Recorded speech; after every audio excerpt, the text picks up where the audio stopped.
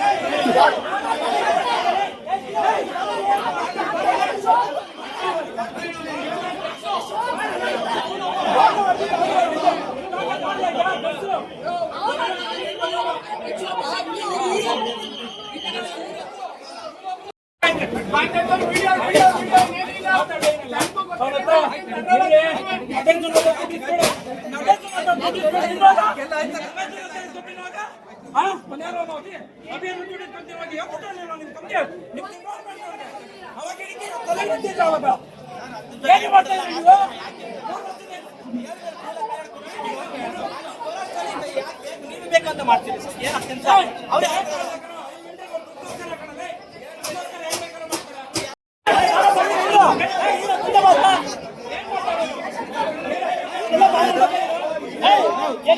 ನೀವು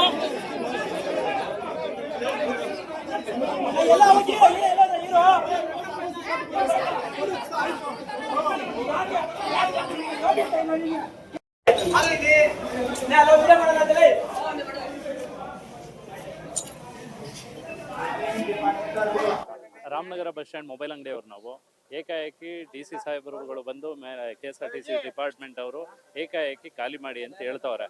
ಖಾಲಿ ನಮ್ಮನ್ನ ಎಳೆದು ಕೂಡ ನಮ್ಮ ಹುಡುಗರುಗಳನ್ನ ನಮ್ಮ ತಂಗಿದಿರನ್ನೆಲ್ಲ ಎಳೆದ್ಬಿಟ್ಟು ಆಚೆ ಕಡೆಗೆ ಹಾಕ್ಬಿಟ್ಟು ಇವತ್ತು ಬಾಕ್ಲಾಕವ್ರೆ. ಆ ವಿಡಿಯೋಗಳು ಕೂಡ ಇದೆ. ಆದರೆ ಯಾಕೆ ಈ ರೀತಿ ಮಾಡಿದ್ರು ನಮಗೂ ಮಾಹಿತಿ ಇಲ್ಲ. ವೆಕೇಟ್ದು ಏನಾದರೂ ಆರ್ಡ್ರ್ ಕೊಡಿ ಅಂದರೆ ಏನು ಕೊಡ್ಲಿಕ್ಕೆ ಇವ್ರು ಸಿದ್ಧ ಇಲ್ಲ. ಕಾರಣ ಏನು ಅಂತ ನಮಗೂ ಗೊತ್ತಿಲ್ಲ. ಏಕಾಏಕಿ ಬಡವರು ಅಂದರೆ ನಮಗೆ ಒಂದು ನ್ಯಾಯ ಬೇರೆಯವ್ರಿಗೆ ಒಂದು ನ್ಯಾಯನ ಈ ರೀತಿ ಅನ್ಯಾಯ ಮಾಡ್ತಾವ್ರೆ. ಅವರು ಟೆಂಡರ್ ತಗೊಂಡಿದ್ರು ಹಣ ಕಟ್ಟಿಲ್ಲ ಅಂತ ಹೇಳಿ ಅದು ನಮ್ಗೆ ಗೊತ್ತಿಲ್ವಲ್ಲ, ಅದ್ರ ಬಗ್ಗೆ ಮಾಹಿತಿ ನಮ್ಗೆ ಗೊತ್ತಿರಲ್ವಲ್ಲ, ಅದನ್ನ ನಮ್ಗೆ ಹೇಳ್ಬೇಕು, ಮುಂಗಡವಾಗಿ ಕೊಡ್ಬೇಕು ತಾನೇ ಅದು ವಿಚಾರಗಳನ್ನೆಲ್ಲ. ಏನು ಒಂದು ಗೊತ್ತಿಲ್ಲದೆ ಸೈಲೆಂಟಾಗಿ ಬಂದು ನಮ್ಗೆ ಖಾಲಿ ಮಾಡಿ ದೌರ್ಜನ್ಯದಿಂದ ಈ ಥರ ಮಾಡಿದ್ರೆ ನ್ಯಾಯ ಅಲ್ವಾ? ನೀವು ತಿಂಗಳ ಬಾಡಿಗೆ ನಾವು ತಿಂಗಳ ಟೆಂಡರ್ ಕಟ್ತಾ ಇರೋರು ತಿಂಗಳ ಏನಿರುತ್ತೆ ಅದನ್ನ ಕಟ್ತಾನೆ ಇರ್ತೀವಿ. ಈಗಲೂ ಕೂಡ ಅಭಿನಂದನ್ ಅನ್ನೋರ್ಗೆ ನಟೇಶ್ ಅವ್ರು ಅಂದ್ಬಿಟ್ಟು ಟೆಂಡರ್ ತಗೊಂಡಿರ್ತಾರೆ, ಅವ್ರು ಕೊಟ್ಟಿರ್ತೀವಿ, ಅವ್ರ ಬಾಡಿಗೆ ಕೊಡ್ತಾ ಇರ್ತೀವಿ, ಅವ್ರು ನಡೀತಿದೆ. ನಟೇಶ್ ನಟೇಶ್ ಮ್ಯಾನೇಜರು ಐದ್ ನಿಮಿಷದಿಂದ ಅಷ್ಟೇ ಚರ್ಚೆ ಮಾಡಿದ್ರು, ಖಾಲಿ ಮಾಡಿ ಅಂದ್ರು. ಯಾಕೆ ಅಂತ ಕೇಳ್ದೋ, ಇದಪ್ಪ ಕೋರ್ಟಿಂದ ಆರ್ಡರ್ ಆಗೈತೆ, ಕೋರ್ಟ್ ಒಂದು ಆರ್ಡರ್ ಕೊಡಿ ಅಂದೋ, ಯಾವುದೂ ಕೊಟ್ಟಿಲ್ಲ. ಏಕಾಏಕಿ ಖಾಲಿ ಮಾಡಿ ಅಂತ ಗೊತ್ತಿಲ್ಲ ಸರ್, ಕೊಟ್ರಲ್ವಾ ಗೊತ್ತಾಗೋದು. ನಮ್ಗೇನು ಕೊಡದೆ ಏಕಾಏಕಿ ದುಂಡಾವರ್ತಿ ಮಾಡಿ ನಮ್ಮನ್ನ ಆಚೆ ಕಡೆ ಎಳ್ದಾಕಿದ್ರೆ ನಾವು ಏನು ಅಂತ ಪೊಲೀಸ್ನವರು ಸಪೋರ್ಟ್ ಕೊಡ್ತಾರೆ ಇದಕ್ಕೆ ಯಾವ ವಿಚಾರವಾಗಿ? ಹೌದು, ಅಂಗಡಿ ನನ್ನ ಆರೋಗ್ಯ ಸಂಬಂಧಪಟ್ಟ ಡಾಕ್ಯುಮೆಂಟ್ಸ್ ಆಗಿರ್ಬೋದು, ಕಸ್ಟಮರ್ ಸಂಬಂಧಪಟ್ಟ ಮೊಬೈಲ್ಗಳಾಗಿರ್ಬೋದು, ಪ್ರತಿಯೊಂದು ಒಳಗಡೆನೆ ಇವೆ. ಈ ಕಸ್ಟಮರ್ಗೆ ನಾನು ಏನಂತ ಉತ್ತರ ಕೊಡಕ್ಕಾಗತ್ತಾ? ನಮ್ಗೆ ಯಾವುದೇ ನೋಟಿಸ್ ಕೊಟ್ಟಿಲ್ಲ. ನಿಮ್ಗೆ ಯಾಕೆ ಕೊಡ್ಬೇಕು ಅಂತ ಕೇಳ್ತಾರೆ, ನೀನ್ ಯಾರು ಅಂತ ಕೇಳ್ತಾರೆ. ನಾನ್ ಯಾರು ಮತ್ತೀಗ ಇಲ್ಲಿ? ಇದಕ್ಕೆ ಯಾರು ಹೊಣೆ? 10 ವರ್ಷ ಅವರು ಈಗ ನಾನು ಯಾರು ಅಂತ ಕೇಳ್ತಾರಲ್ವಾ, ಇದಕ್ಕೆ ಯಾರು ಹೊಣೆ? ನಾನು KSRTC ಡಿಪಾರ್ಟ್ಮೆಂಟ್ಗೆ ಸುಮಾರು ಒಂದು 11.5 ವರ್ಷದಿಂದನೂ ಬಾಡಿಗೆ ಕಟ್ತಾನೆ ಇದ್ದೀನಿ.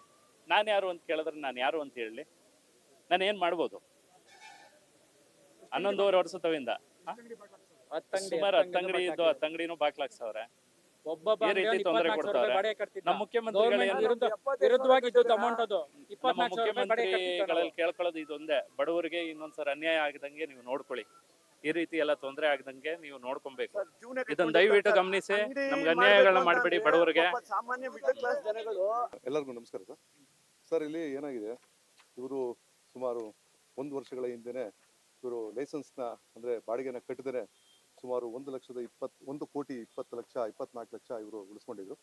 ಸೊ ಅದರಿಂದ ನಮ್ಮ ಸಂಸ್ಥೆಯವರು ನಾವೆಲ್ಲ ಸೇರಿ ಅವ್ರನ್ನ ಟರ್ಮಿನೇಟ್ ಮಾಡಿದ್ವಿ.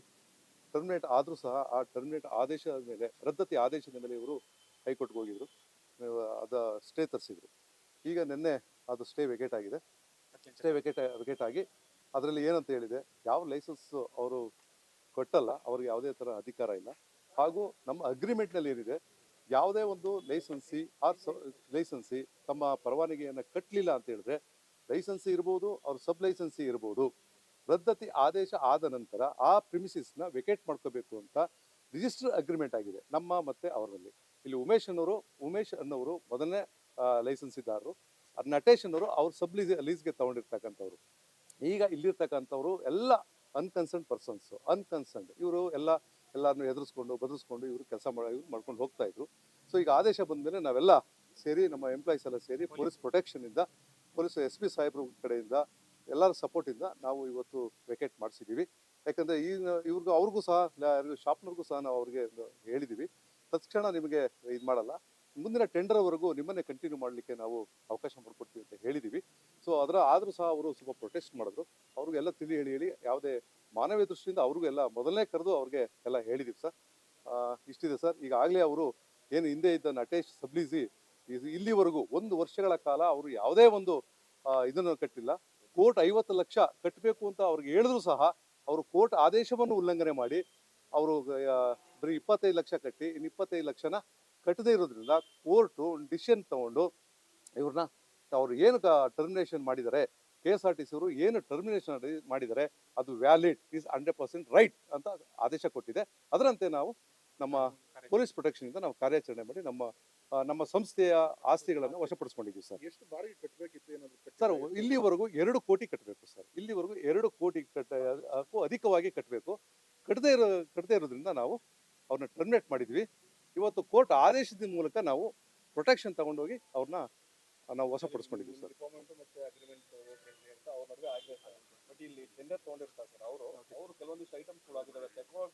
ಸರ್ ಅದು ಮಾನವೀಯ ದೃಷ್ಟಿಯಿಂದ ರೈಟ್ ಸರ್. ಮಾನವೀಯ ದೃಷ್ಟಿಯಿಂದ ಅವ್ರಿಗೆ ಕರೆದು ಮಾತಾಡಿದ್ದೀನಿ ಸರ್.